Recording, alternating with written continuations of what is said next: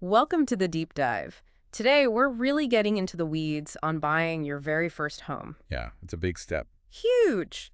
Our mission is to arm you with those key insights, cut through the noise, find out what really matters for that first purchase. Exactly. It's an exciting journey, no doubt, but solid preparation is absolutely crucial. Right. We want to help you sidestep those common pitfalls and, well, just feel more confident through the whole thing. Okay, so let's dive in. Many people, myself included maybe, fixate on that monthly mortgage payment. But there's more to it, isn't there? Hidden costs. Oh, absolutely. That mortgage payment. It's just like the tip of the iceberg financially. Right. You've really got to budget for all the ongoing stuff. There's this guideline, the 28% rule. Keep the mortgage under 28% of your gross income. Exactly. But even then, you have property taxes, homeowners insurance, and the big one, maintenance. Maintenance. The leaky roof fund. Precisely. You should probably budget, say, around 1% of the home's purchase price annually just for upkeep and repairs. Wow, 1%. That adds up. Yeah. And it's something folks might not factor in up front. They often don't Yeah. until something breaks. Okay, so financing. Pre-approval versus pre-qualification. I hear those thrown around a lot. What's the actual difference? Yeah, they sound similar, but they're quite different. Pre-qualification is more like a quick estimate, often based on what you tell them, maybe a soft credit check, quick snapshot. Okay. Pre-approval, though, that's the real deal. It involves a proper application, verifying your income, assets, debt, and a hard credit check. That's much more thorough. Much more. Results in a conditional commitment from a lender for a specific amount. And that tells sellers you're a serious qualified buyer. That makes sense. Shows you have the backing. Definitely. And here's a really useful tip a lot of first-time buyers miss when you're shopping for rates. Yeah. Getting multiple pre-approvals within, say, a 45-day window typically only counts as one hard inquiry on your FICO score. Oh, really? So you can shop around without tanking your score. Yes, absolutely. Shop around for the best rate and terms. Don't just go with the first offer. That is super helpful. Now, what about the down payment? Is that 20% rule still gospel? Not necessarily, especially for first-time buyers. It's a common myth, actually. Okay. The average down payment for first-timers is closer to 7%. And you have programs like FHA loans requiring as little as 3.5% down. 3.5%. Yep. And VA loans for eligible veterans or service members, often 0% down is possible. So homeownership can be more accessible than people think. That really opens doors.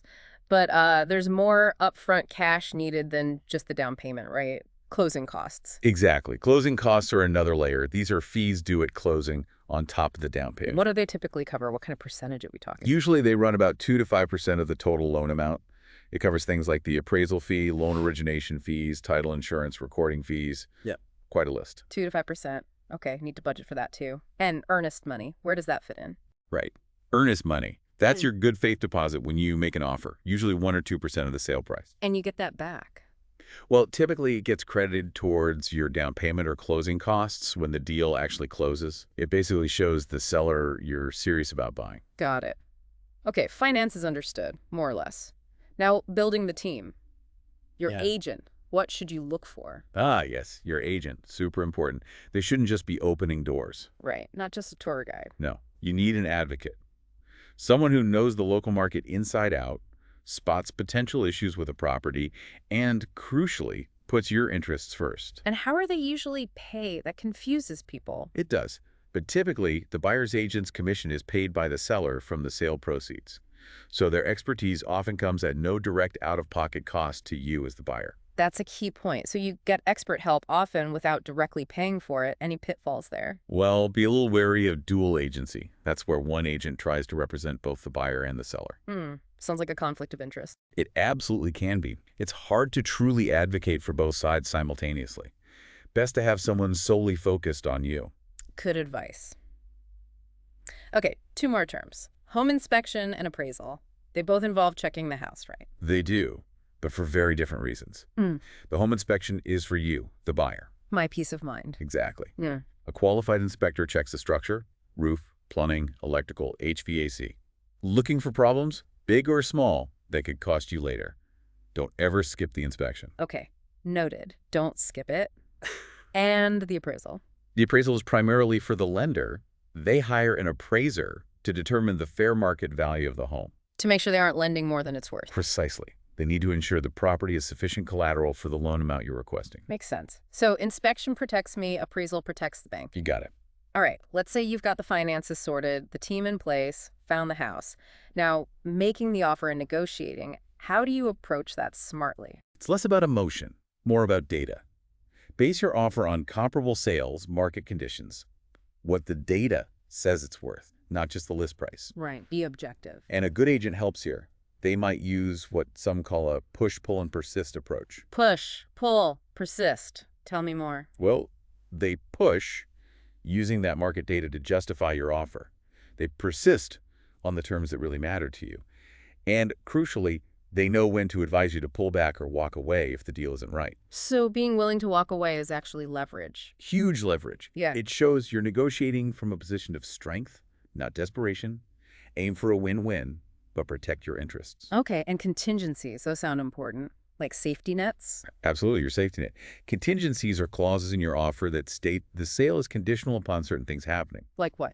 The most common are financing contingency. If you can't get the loan, you can back out. Inspection contingency. If major issues are found, you can renegotiate or walk away. And appraisal contingency. If the home appraises for less than the offer price. And these protect your earnest money deposit. Yes. If one of these contingencies isn't met and you decide to withdraw according to the contract terms, you typically get your earnest money back. Without them, you could lose that deposit if the deal falls through for those reasons. Wow, okay. So contingencies are non-negotiable, really. To most buyers, especially Yeah. first-timers, they are absolutely critical protections. This is a lot, but incredibly helpful. So wrapping this up, what's the main takeaway for someone listening right now, maybe feeling a bit overwhelmed? It can feel overwhelming, for sure. But I think the main thing is, knowledge really is power here. Yeah. Understanding these steps, these terms, these costs, Mhm. it demystifies the process. Right. So what does this all mean for you, the listener? Being informed is truly your biggest asset. Armed with these kinds of insights about the finances, your team, the negotiation, you can tackle this whole process with much more clarity and confidence. Turning something potentially daunting into, hopefully, a really empowering experience. Exactly. So the real question is, how will you use this knowledge as you start your home buying journey?